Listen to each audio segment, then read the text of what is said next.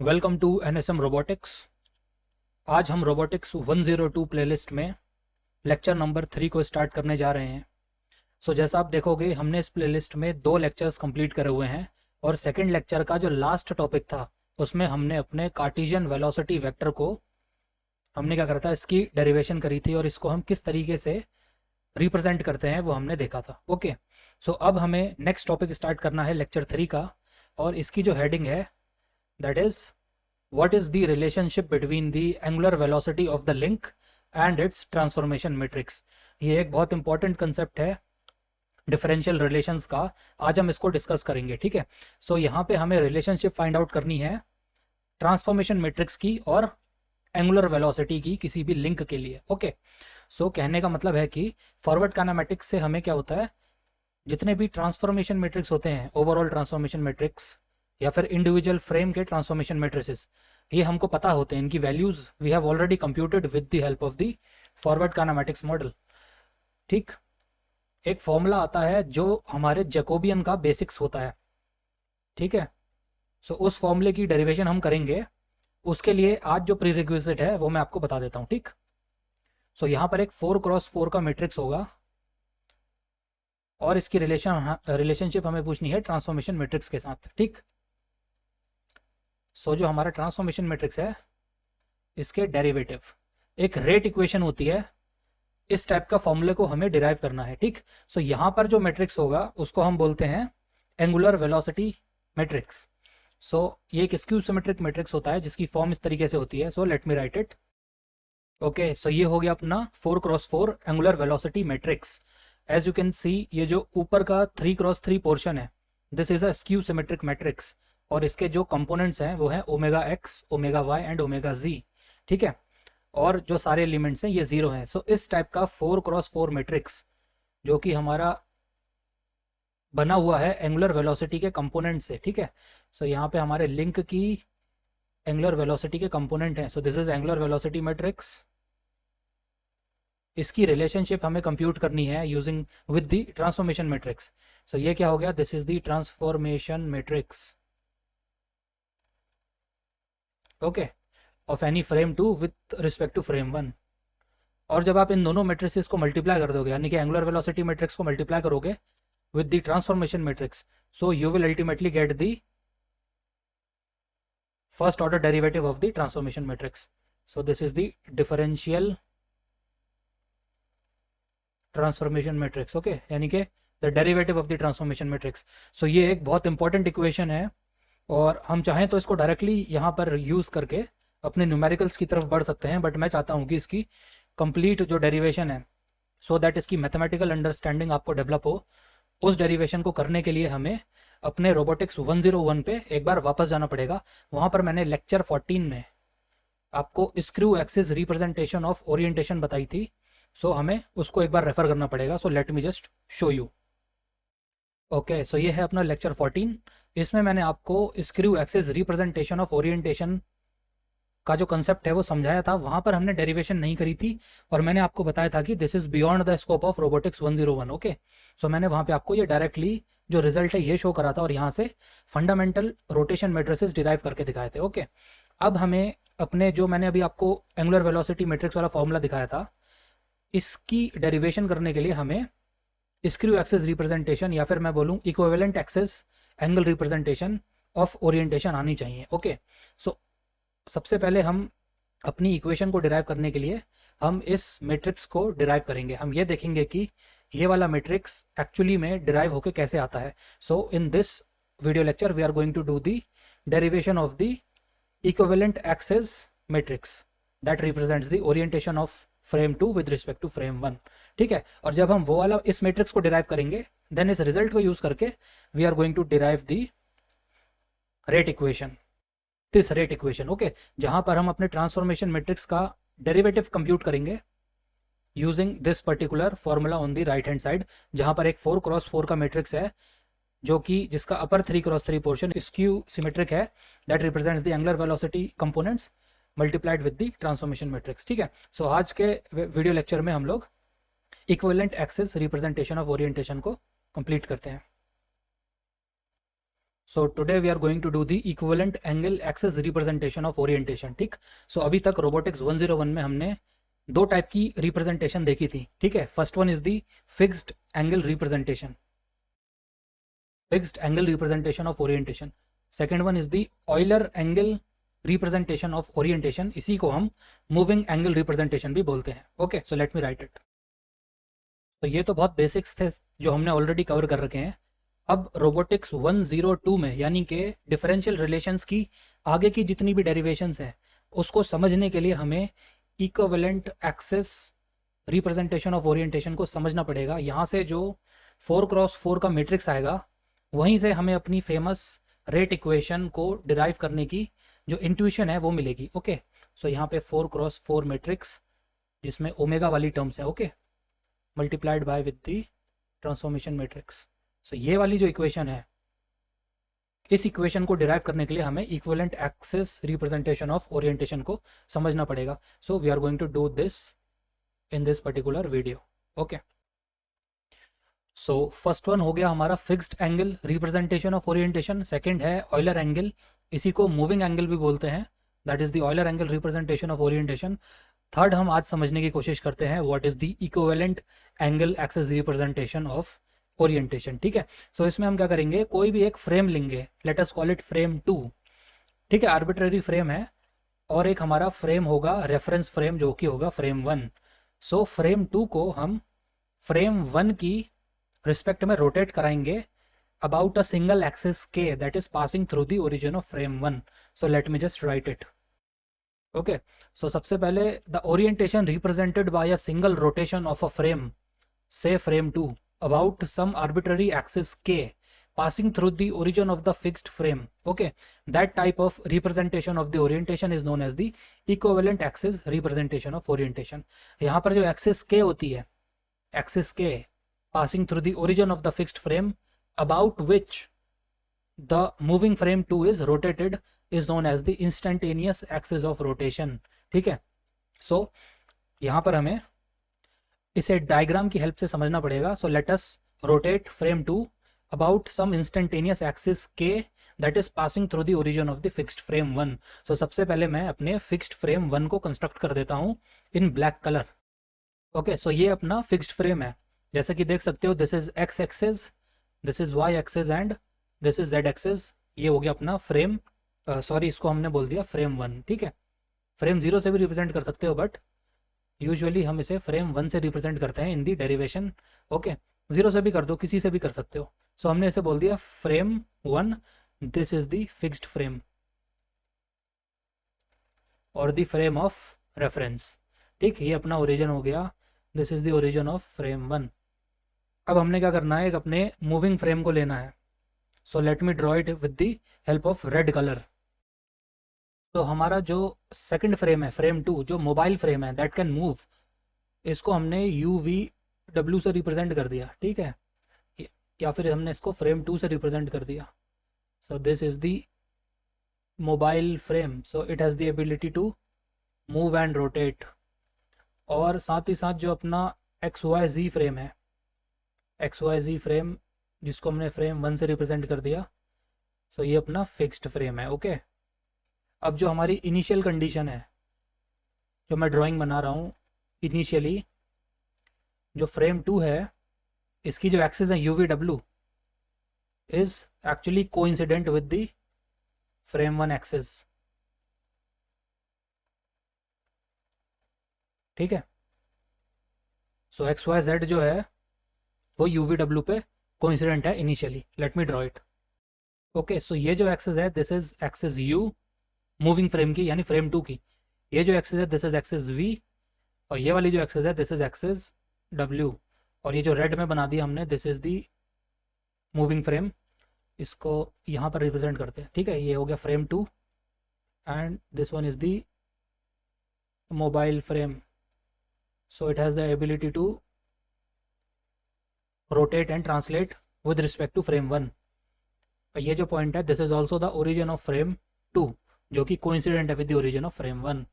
ठीक, so let us now draw some arbitrary axis K passing through the origin of frame 1, यानी O1 से पास होती हुई कोई आर्बिट्ररी एक्सेस बना दी मैंने लाइक दिस, ठीक है। इस एक्सेस के अबाउट हमको अपने फ्रेम 2 को रोटेट कराना है। Okay, so this is what axis K, ये हो गई अपनी एक्सेस के, और इसी को बोलते हैं इंस्टेंटेनियस एक्सेस ऑफ रोटेशन। सो अब हमें क्या करना है, अपने फ्रेम 2 को रोटेट कराना है by some angle about this axis K that is passing through the origin of the fixed frame 1। So ये हो गया अपना डायग्राम। जो एक्सरसाइज हमें करनी है वो हमें समझ आ गई है, रोटेशन कैसे होनी है। So let us now proceed further with the analysis. So after rotation क्या होगा, जो हमारा फिक्स्ड फ्रेम है वो तो फिक्स्ड ही है, ठीक। मोबाइल फ्रेम की जो तीनों एक्सेस हैं वो कुछ ना कुछ एंगल पे रोटेट कर जाएंगी। सो जो यू थी उसकी पोजीशन हो जाएगी लाइक दिस, ठीक है। ये मैं ऐसे ही आर्बिट्रेरी बना रहा हूँ, it is not to scale.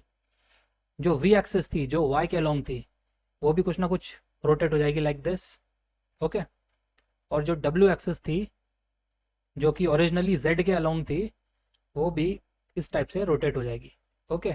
सो यहाँ पे हम इसे मार्क कर देते हैं। सो ये जो एक्सेस है ये हो गई यू, ये हो गई अपनी वी, और ये हो गई डब्ल्यू। ये हो गया अपना फ्रेम 2 जो कि अब रोटेट हो चुका है। एंड ऑब्वियसली ये है अपनी इंस्टेंटेनियस एक्सेस ऑफ रोटेशन के, इसके अबाउट हमने रोटेट कराया है बाय सम एंगल थीटा। सो अब हम अपनी डेरिवेशन की जो अप्रोच है इसको हम डिस्कस करेंगे, ठीक है। सो जो फर्स्ट पॉइंट है that is we may present any kind of rotation of frame 2 relative to frame 1 by any of the 3 representations, okay, and the final result will be the same. So अभी तक हमने 3 type की जो representation of orientation है उनको पढ़ा है। जो कोई भी 2 फ्रेम्स के बीच में रोटेशन होती है उसको हम इन तीनों में से किसी भी टाइप ऑफ ओरिएंटेशन से डिस्क्राइब कर सकते हैं, ओके। सो हम फिक्स्ड एंगल से भी रिप्रेजेंट कर सकते हैं, हम ऑयलर एंगल से भी रिप्रेजेंट कर सकते हैं, और हम इक्विवेलेंट एक्सिस से भी रिप्रेजेंट कर सकते हैं, ठीक है। देयरफॉर अब हमें क्या करना है, जो इक्विवेलेंट एक्सिस की जो हमारी रोटेशंस हैं, ठीक है, इन रोटेशंस को हमें डिकम्पोज करना है। डिकम्पोज किस में करना है, जो हमारा प्रिंसिपल एक्सिस है फिक्स्ड फ्रेम का, ठीक है, एक्स वाई और जी, इनके अबाउट 3 सक्सेसिव रोटेशंस में अपनी इक्विवेलेंट एक्सिस की जो सिंगल रोटेशन थी उसको डिकम्पोज करना है। So let me write the upcoming steps. The effect of a single rotation of frame 2 about axis के is same as a sequence of multiple rotations about the principal axis of frame 1 that is x, y and z.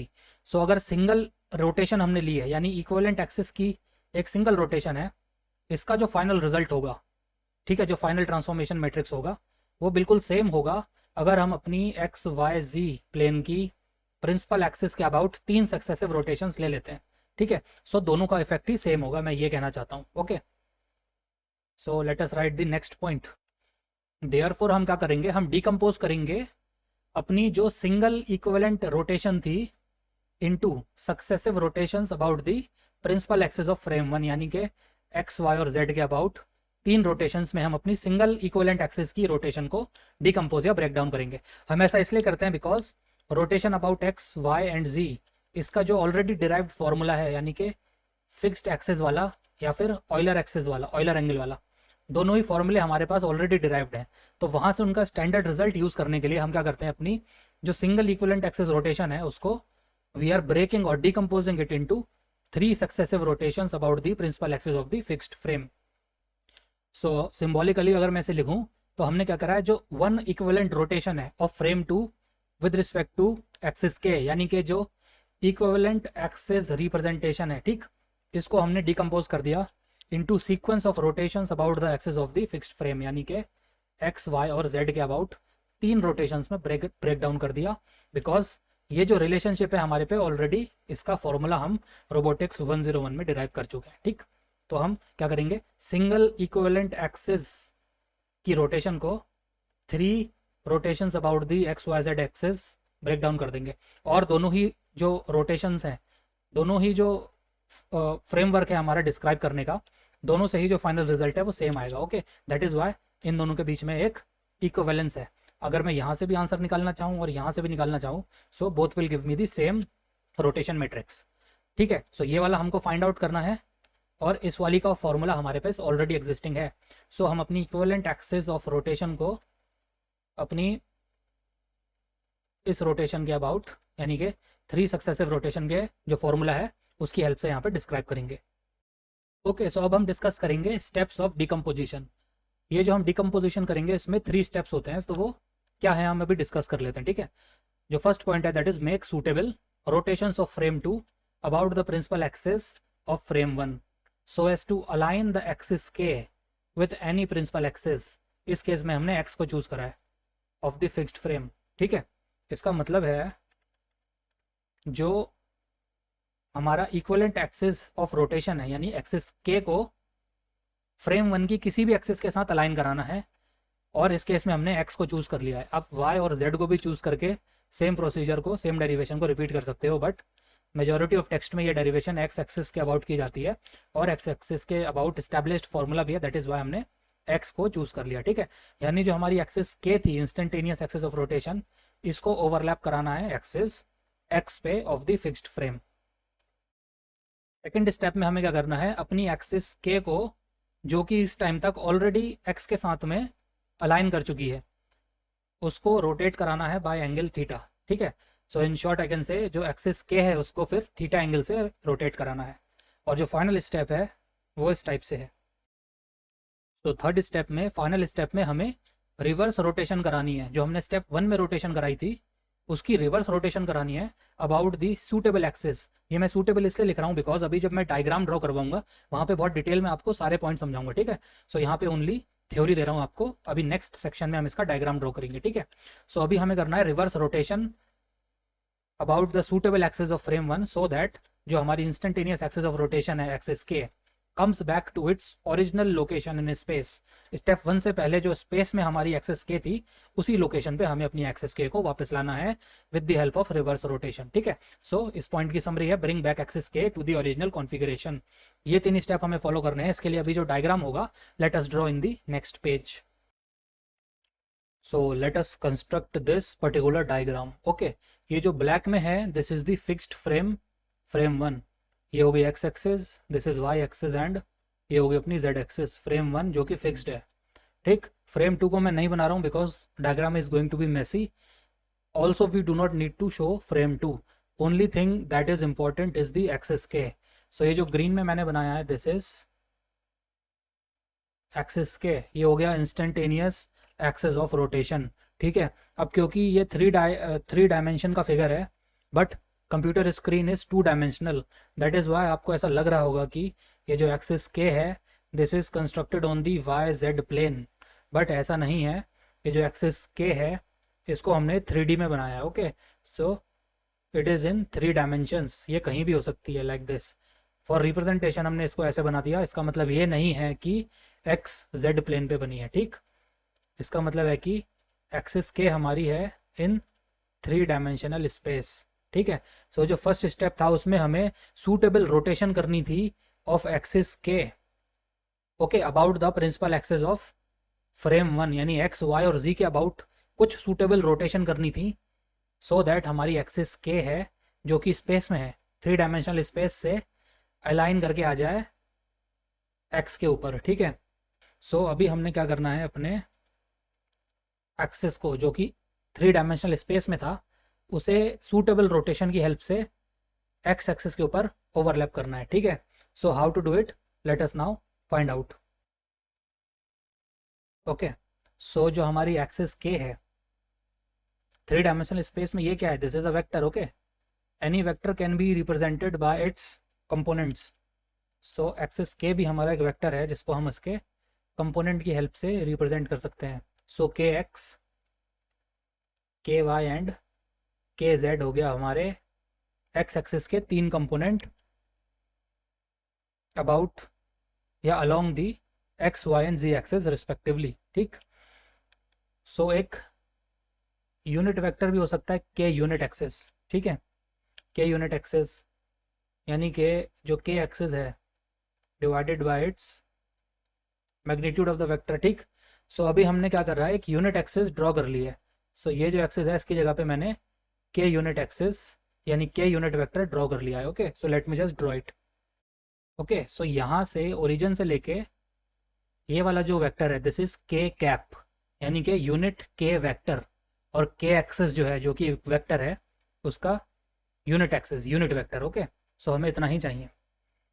अब हमने क्या करना है, इस unit vector का जो tip है ये वाला पॉइंट, यहाँ से हमें वर्टिकल परपेंडिकुलर ड्रॉ करने हैं on the X Y plane. इस तरीके से हम यहाँ पे एक परपेंडिकुलर ड्रॉ करेंगे और उसका इंटरसेप्ट देखेंगे with the X and Y access.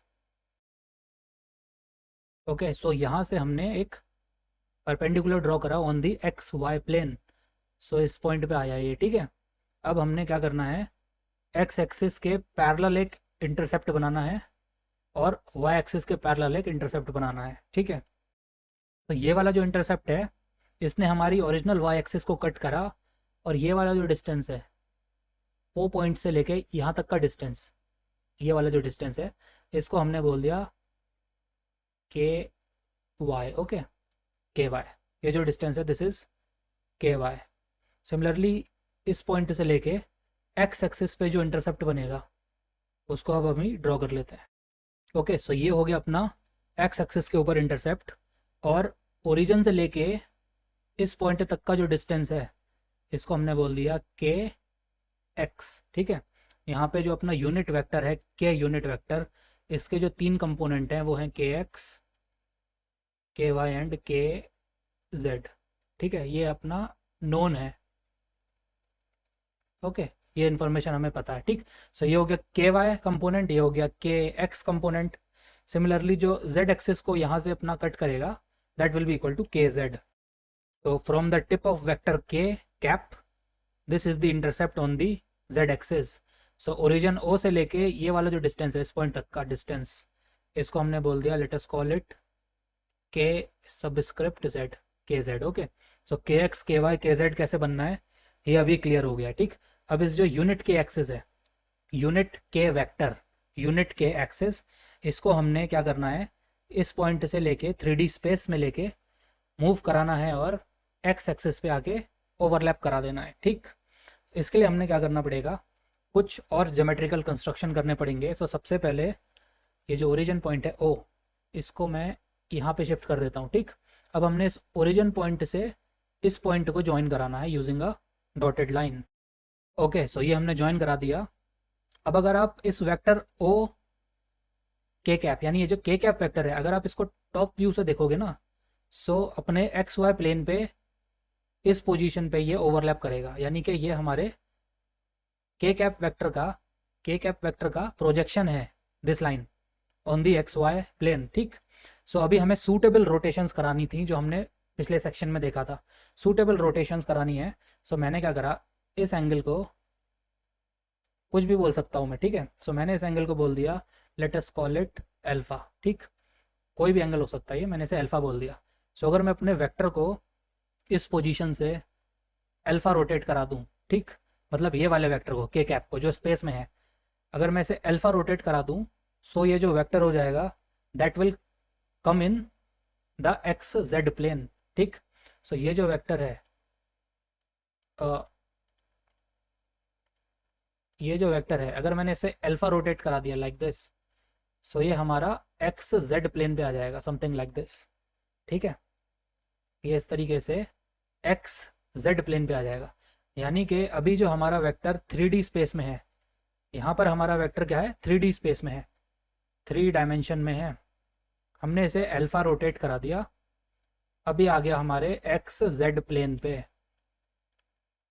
X Z plane is 2 dimensional, so हमने इसे 3 डायमेंशनल से 2 डायमेंशनल पे ले आए यूजिंग अल्फा रोटेशन, ठीक।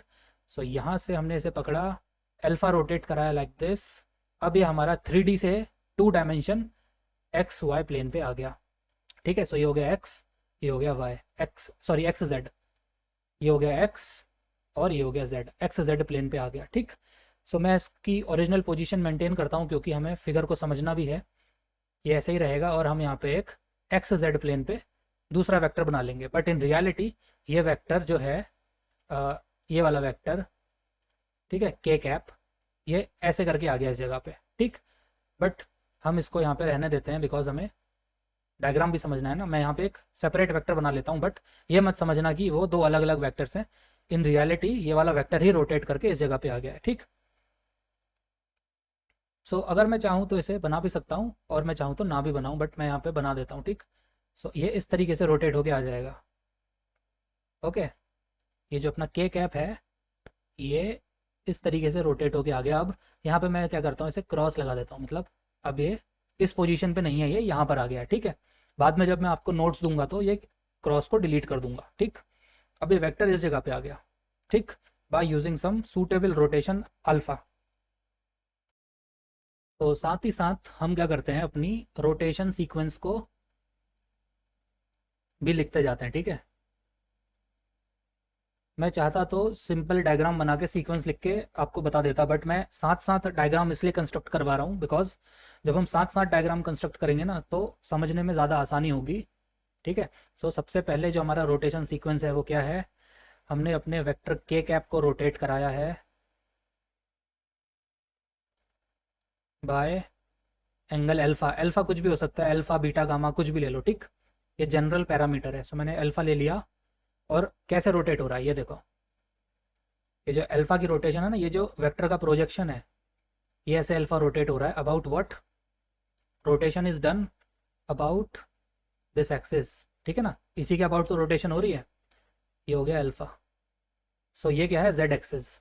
इसका मतलब है जो हमारी फर्स्ट रोटेशन है वो हो रही है हमारे फिक्स्ड फ्रेम वन की जो जेड है, यानी जो जेड एक्सिस है principal axis of fixed frame one, इसके अबाउट रोटेशन हो रही है, ठीक है। सो अपना जो वेक्टर के है, के कैप, उसको रोटेट कराया by some angle alpha about the Z axis, यानी कि principal axis of fixed frame one. Also sign of alpha depend करता है सेंस ऑफ रोटेशन पे, ठीक है। हमारी रोटेशन हो रही है लाइक दिस, ओके। सो अगर आप अपने राइट हैंड स्क्रू रूल को यूज़ करोगे, सो अगर आप इस तरीके से रोटेशन करते हो, so thumb is going to point in vertical downward direction, ठीक है ना। इस तरीके से देख सकते हो, that is opposite to the direction of z axis, therefore alpha जो होगा वो नेगेटिव होगा, ठीक है। इसको एक दूसरा तरीका और है समझने का, वो ये है कि क्लॉकवाइज है एंटी क्लॉकवाइज सेंस, ठीक है। सो आप देख सकते हो जेड एक्सिस के अबाउट अल्फा का सेंस क्या है, अल्फा का सेंस है, अगर आप जेड एक्सिस के अबाउट देखोगे, जेड एक्सिस के अबाउट अल्फा का सेंस है क्लॉकवाइज, ठीक है। सो मैं यहाँ पे लिख देता हूँ क्लॉकवाइज। दोनों तरीके से देख सकते हो, राइट हैंड स्क्रू रूल से भी देख सकते हो या फिर क्लॉकवाइज एंटी क्लॉकवाइज सेंस से भी देख सकते हो, ठीक है। So about the Z axis the sense of rotation of angle alpha is clockwise, ठीक है। क्लॉकवाइज रोटेशन हो रहा है और रोबोटिक्स में कन्वेंशन में क्लॉकवाइज होता है नेगेटिव, ठीक है। So clockwise is taken as negative, anticlockwise is taken as positive, ठीक है। सो यहाँ पे साइन जो होगा इसका दैट विल बी नेगेटिव, ठीक है। मैं शॉर्ट नोट लिख रहा हूँ, बाद में जब आपको इसके डिटेल्ड नोट्स दूंगा उसमें से फाइनलाइज कर दूंगा और लिख दूंगा, ठीक। सो मैं मैथमेटिकली लिख सकता हूँ जो हमारी फर्स्ट रोटेशन है, फर्स्ट जो ऑपरेशन है वो क्या हुआ है, वहाँ पे हुआ है rotation about the Z axis, यानी कि Z principal axis of the fixed frame by what angle, by angle alpha. Obviously clockwise rotation है सो माइनस साइन आ जाएगा, ठीक है। So this is the first rotation, first operation that we have performed. और ये operation करने के बाद मैं रफली लिख दे रहा हूँ, जो 3D स्पेस में वेक्टर था हमारा, वेक्टर के इन 3D स्पेस, ये हो गया है हमारा कन्वर्ट एक्स जेड प्लेन में, ठीक है, जो कि 2D स्पेस में है। मैं रफली लिख रहा हूँ, ठीक। सो 3D स्पेस से वेक्टर हमारा एक्स जेड प्लेन पे आ गया है, एक्स ये है एक्सेस और जेड एक्सेस ये है, इस प्लेन पे हमारा वेक्टर आ चुका है, यानी 3 डायमेंशन से 2 डायमेंशन पे आ गया है, ठीक। सो हम इसे थोड़ा सा क्लीन कर देते हैं। अब हम अपने फर्दर ऑपरेशन को करेंगे। सो अब हमें क्या करना है, जो हमारा प्लेन है X Z plane, X Z plane पे जो हमारा वेक्टर के कैप है इसको रोटेट कराना है बाय दिस मच एंगल। ये एंगल को हमने बोल दिया बीटा, कुछ भी नाम दे सकते हो, हमने इसे बीटा बोल दिया, ठीक। सो अगर मैंने अपने एक्स जेड प्लेन में जो हमारा वेक्टर के कैप है इसको रोटेट करा दिया by this much angle beta, so हमारा वेक्टर कैसे हो जाएगा, देखो मैं बना के दिखा रहा हूँ। वेक्टर हमारा रोटेट होके एक्स एक्सिस के ऊपर आ जाएगा, ठीक है। यही तो हमें चाहिए था, अल्टीमेटली हमें के कैप को एक्स एक्सिस के ऊपर अलाइन करना है ना। सो बस हमने यही ऑपरेशन कर दिया, ठीक है। यानी कि जो हमारा वेक्टर था के कैप, इसकी रोटेशन करा दी by this much angle beta. और रोटेशन किसके अबाउट हो रही है? रोटेशन अबाउट हो रही है वाई एक्सिस, क्योंकि एक्स और जेड प्लेन में तो हमारा वेक्टर है ना, vector is already in x and z plane, ये वाला वेक्टर। तो रोटेशन किसके अबाउट करोगे? जो थर्ड एक्सिस बची है यानी वाई एक्सिस, उसी के अबाउट तो रोटेट कराओगे ना। सो यहाँ पे हमने जो रोटेशन करा दी beta about the Y axis of the fixed frame, that is the principal axis of the fixed frame by some angle beta. ठीक, अब इसकी डायरेक्शन क्या होगी बीटा की? आप अगर राइट हैंड स्क्रू रूल को यूज़ करोगे और यहाँ से अपने वेक्टर को रोटेट कराओगे like this by angle beta, so हमारा जो थंब है that is going to point in the direction like this. So this is going to be the direction of our thumb, और ये सेम डायरेक्शन है y axis का, therefore beta जो है that will B positive. ठीक है, beta positive होगा। और अगर आपको स्क्रू रूल यूज़ नहीं करना है then you can use the clockwise and the anti clockwise sense. So Y axis के अबाउट रोटेशन हो रही है ना के कैप वेक्टर की। सो हम देख सकते हैं कि वाई एक्सिस के अबाउट रोटेशन का सेंस क्या है? So this is a anti clockwise rotation. ठीक है, ये जो रोटेशन है एंटी क्लॉकवाइज है, तो आई कैन राइट एंटी क्लॉकवाइज, और एंटी क्लॉकवाइज रोटेशन को हम पॉजिटिव से रिप्रेजेंट करते हैं। ठीक है, सो प्लस बीटा हो जाएगा। ठीक, अब इसके बाद जब हम रोटेट करा देंगे सो हमारी एक्सेस कहाँ पर आ जाएगी? So let me just draw the axis. अभी मैं इसको डिलीट नहीं कर रहा हूँ, मैं यहाँ पे ड्रॉ कर दे रहा हूँ लाइक दिस। ठीक है, ये वाली जो एक्सेस है दिस इज़ व्हाट एक्सेस के कैप। ठीक है, इस पोजीशन से हट जाएगी, मैंने क्रॉस बना दिया, यहाँ से हट जाएगी और इस पे ओवरलैप कर जाएगी। ठीक, और यही अल्टीमेटली हमें चाहिए था, इस पे ओवरलैप हो जाएगी। सो इसको दोबारा डिलीट करके ड्रॉ कर देता हूँ यूजिंग सम थिक लाइन। ठीक है, इस तरीके से ये एक्सिस के कैप हो जाएगी। ओके, दिस इज एक्सिस के कैप जो कि हमारी एक्स एक्सिस पे आके ओवरलैप कर गई है। ठीक है, सो मैथमेटिकली अगर हम इसे लिखें, अब हमने क्या करा, जो हमारा वेक्टर के कैप था इसको हमने रोटेट करा दिया बीटा से, जो कि एक एंगल है positive angle about Y axis of the fixed frame 1, और जो साइन होगा वो रोटेशन का साइन होगा पॉजिटिव। ठीक, so mathematically I can write rotation about the Y axis of the fixed frame that is the principal axis by some angle beta जो कि positive होगा। ठीक, so this is the second operation, ये हो गया अपना second operation. ठीक, अब जो हमने सीक्वेंस लिखा था उसमें हमको क्या करना था, जब हमारी के एक्सिस यानी कि के कैप, ये जो है के कैप एक्स के ऊपर ओवरलैप हो जाएगी, तो हमें क्या करना था, जो इक्विवेलेंट एक्सिस का जो एंगल ऑफ रोटेशन था यानी थीटा, उससे हमें अपनी के एक्सिस को रोटेट कराना है। तो हमें क्या करना है, जो हमारी के कैप एक्सिस है, के कैप वेक्टर जो कि एक्स के ऊपर ओवरलैप कर रहा है, इसको रोटेट कराना है about the x axis of the fixed frame bye the angle theta. ठीक है, इसे हमें थीटा से रोटेट कराना है, और ये एक्स एक्सिस के अबाउट रोटेशन हो रही है थीटा से हो रही है, सो हमने इसे क्लॉकवाइज लिया है, दैट इज़ वाई मैं यहाँ पे लिख देता हूँ क्लॉकवाइज है। So this is a positive rotation. ठीक है, so let me just write it mathematically हम लिख सकते हैं, जो थर्ड ऑपरेशन हुआ है, जो के कैप यूनिट वेक्टर है इसको हमने रोटेट कराया by theta about the x axis of fixed frame and the sign of rotation is positive। ठीक है, सो यहाँ पे मैथमेटिकली जो थर्ड ऑपरेशन है यहाँ पे this is rotation about the x axis that is the principal axis of the fixed frame by angle theta positive. Okay, so ये हो गई अपनी तीन ऑपरेशन।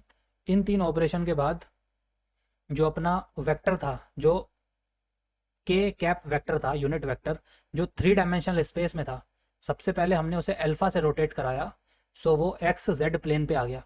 यानी कि सबसे पहले 3 डायमेंशन से अल्फा से रोटेट कराने पे वो एक 2 डायमेंशनल प्लेन पे आ गया।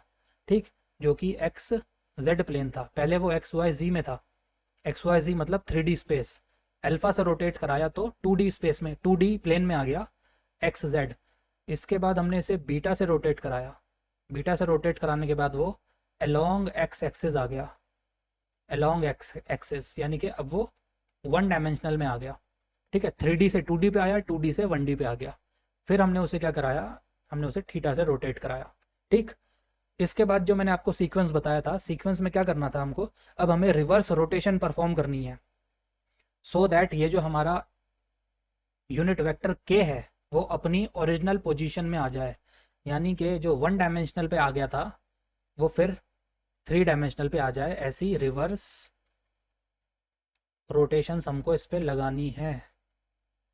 ठीक, रिवर्स रोटेशन हमें इस पे लगानी है। सो वो हम कैसे करेंगे, late us now do it. और यहाँ पे मैंने कुछ गलत कर दिया है, यहाँ पे होगा एंटी क्लॉकवाइज, ठीक है ना। एंटी क्लॉकवाइज हम ले रहे हैं बिकॉज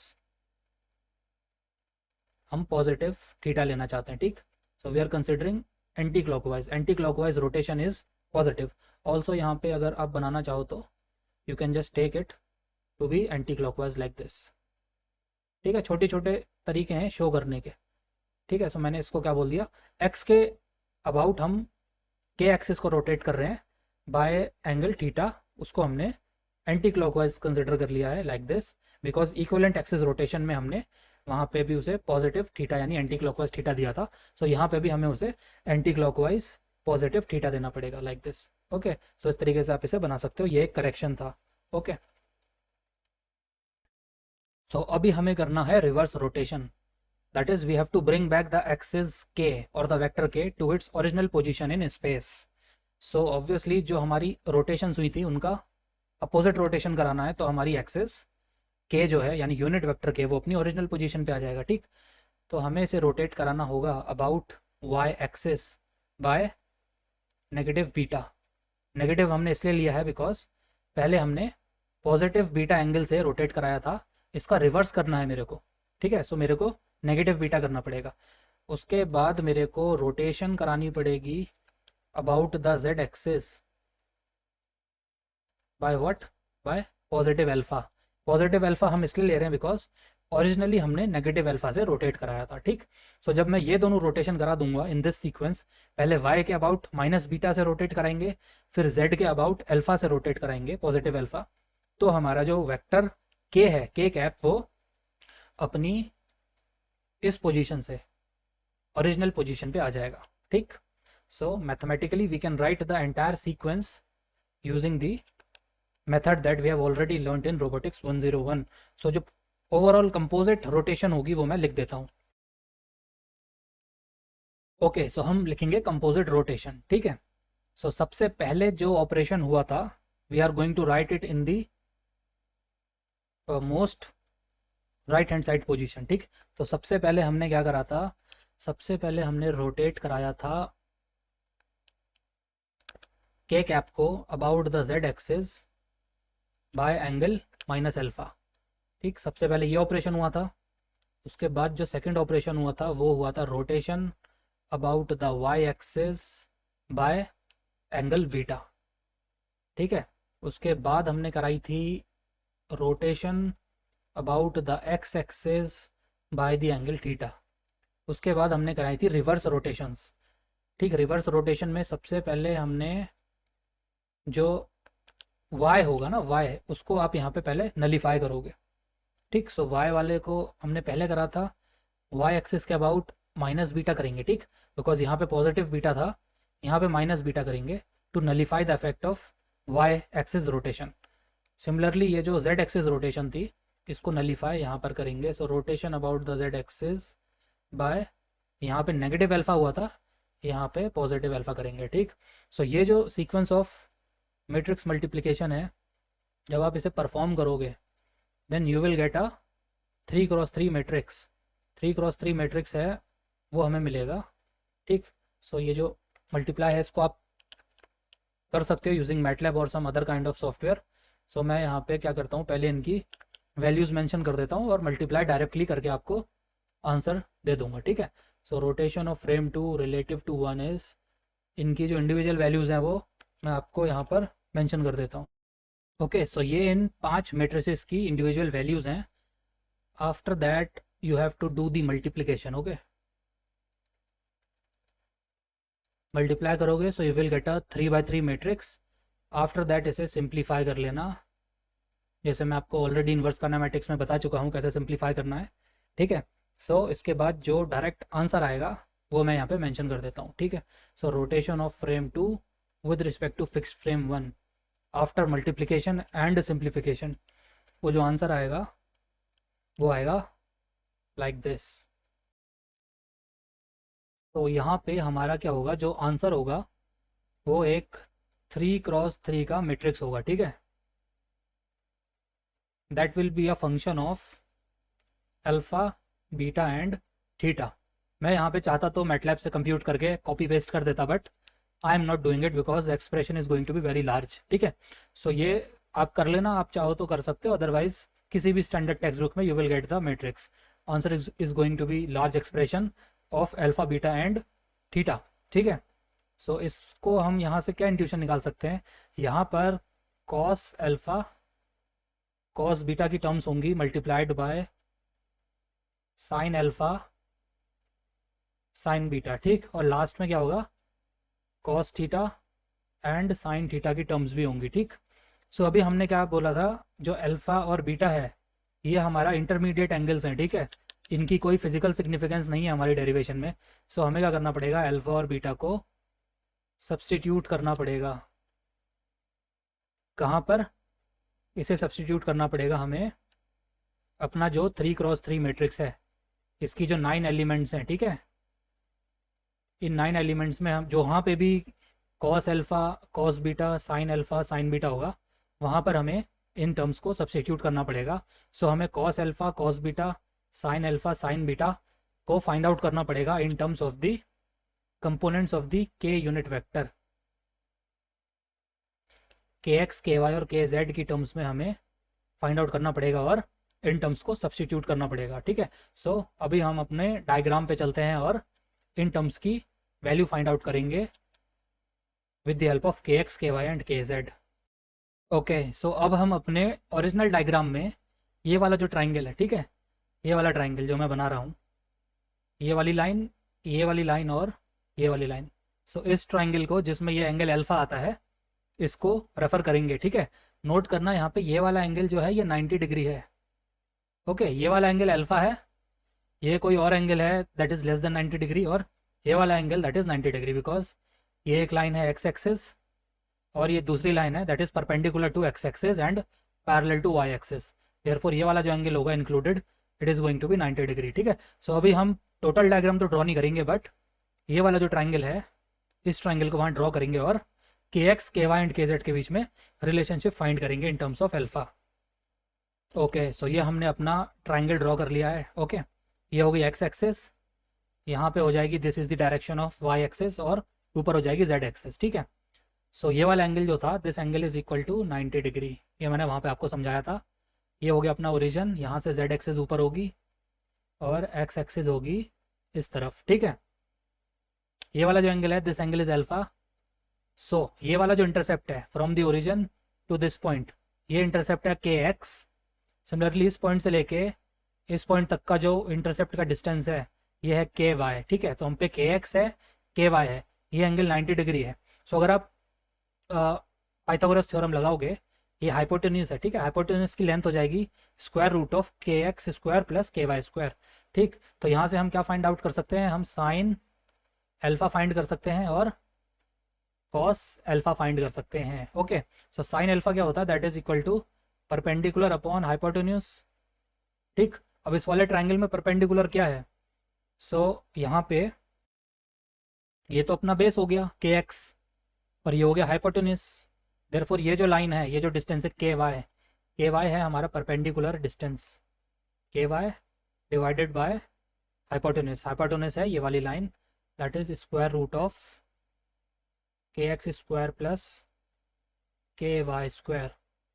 सो जो ओवरऑल मैट्रिक्स आएगा आपका, वहाँ पे साइन अल्फ़ा को इस टर्म से रिप्लेस कर देंगे. ओके, सिमिलरली कॉस अल्फ़ा क्या हो जाएगा, cos alpha will be equal to base divided by hypo, यहाँ पे बेस क्या था, के एक्स, ये वाली लाइन जो अपनी थी बेस थी, ठीक है।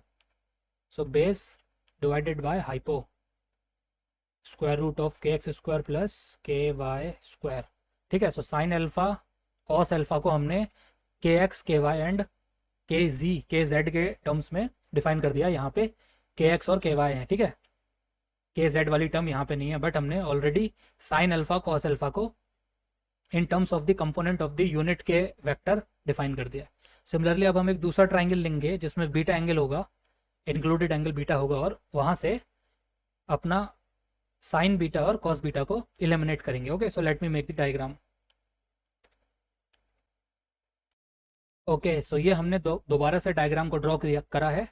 यहाँ पे हम इस वाले ट्राइंगल को एज्यूम करेंगे, ठीक है। ये जो ट्राइंगल है इन दी एक्स जेड प्लेन, ये वाला ट्राइंगल, ये वाली जो लेंथ है this is equal to K Z, ठीक है। और अब हमें चाहिए अपने ओरिजिन से लेके यहाँ तक का distance. So let me just mark it. ये जो डिस्टेंस है हमको ये कंप्यूट करना है, ठीक। ये वाला डिस्टेंस ये किसके बराबर होगा। सो जैसा आप देख रहे हो, ये वाली जो लाइन है from this origin O to this point, ये वाली जो लाइन है जब हमने इसे अल्फा से रोटेट कराया था, सो ये वाला जो पॉइंट है दिस पॉइंट, इसको मैंने बोल दिया let us call it point S, ठीक है। ये जो पॉइंट है, जब ये ऐसे करके हमने अल्फा से रोटेट कराया तब ये पॉइंट भी एक सर्कुलर पाथ फॉलो करेगा, ठीक। सो अभी मैं रफली ड्रॉ कर रहा हूँ। सो ये इस तरीके से एक सर्कुलर पाथ लेता हुआ आएगा और इस पॉइंट पे आके यहाँ पे ऐसा आ जाएगा, ठीक है। इस टाइप से ये जाएगा। सो अल्टीमेटली मतलब है ये जो डिस्टेंस है, लेट मी मार्क इट, ये वाला जो डिस्टेंस है, ये डिस्टेंस जब ये ऐसे करके रोटेट करके आएगा, सो यही वाला डिस्टेंस अपने इसके बराबर होगा, ठीक है। This distance will be equal to this distance. So let us clear it and write again.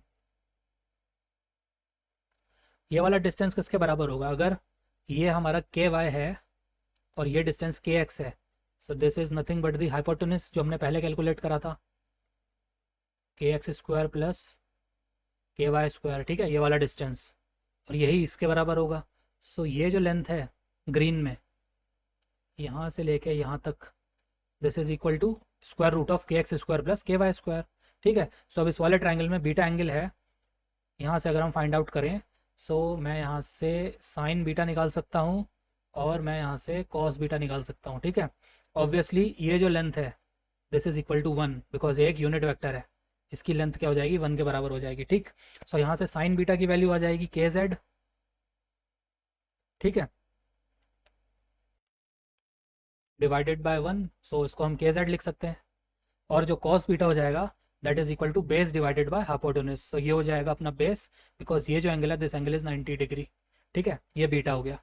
So base की वैल्यू क्या हो जाएगी, ये वाला जो डिस्टेंस है this is equal to this distance that is equal to square root of के x square plus के वाई स्क्वायर डिवाइडेड बाय 1 करोगे, ठीक। सो इसको आप स्किप कर देना। So that is equal to square root of के एक्स स्क्वायर प्लस के वाई स्क्वायर।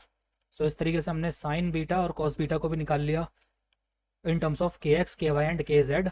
अब ये जितनी भी टर्म्स हमने कंप्यूट करी हैं उसको यहाँ पे जो हमारा 3x3 मैट्रिक्स आएगा उसमें सब्सटीट्यूट करना है, और जो फाइनल रिजल्ट है वो मैं आपको नेक्स्ट पेज पे शो कर देता हूँ।